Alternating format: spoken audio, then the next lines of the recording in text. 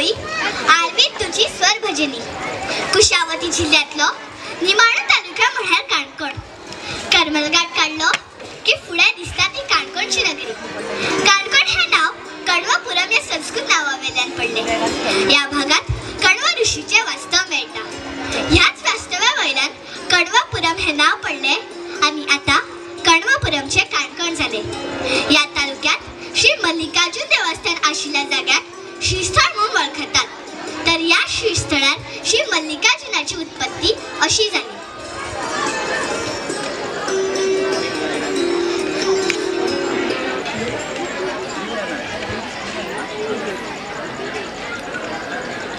अशी एक आख्यायिका असा की श्रीस्थळ हांगा कांय लोक जंगलात डोंगरी मिरसांगे रोवपाक कामत करूंक गेल्ले.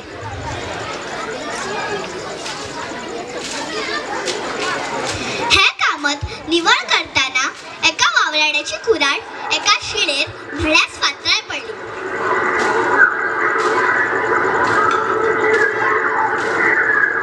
अजापाची गजाल म्हणल्यार त्याच खिणाक त्या शिळेंतल्यान रक्ताचो आनी दुदाचो पाट व्हावपाक लागलो.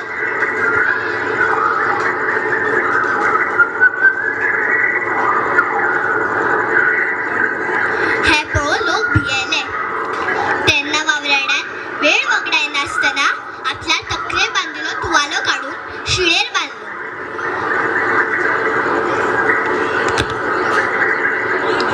आपल्या हातांतल्यान कितें तरी मोठें पातक घडलां अशें धरून ते देवाची प्रार्थना क्षमा याचना करूंक लागले.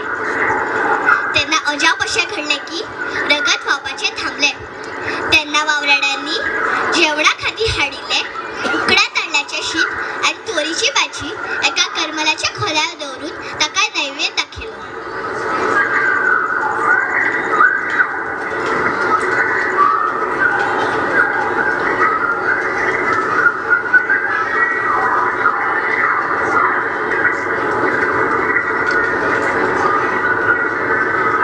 देखूनच म्हणटा आषाढी पुर्वे दिसा सकाळताना रानदेवा तूं लोकांक दिसलो.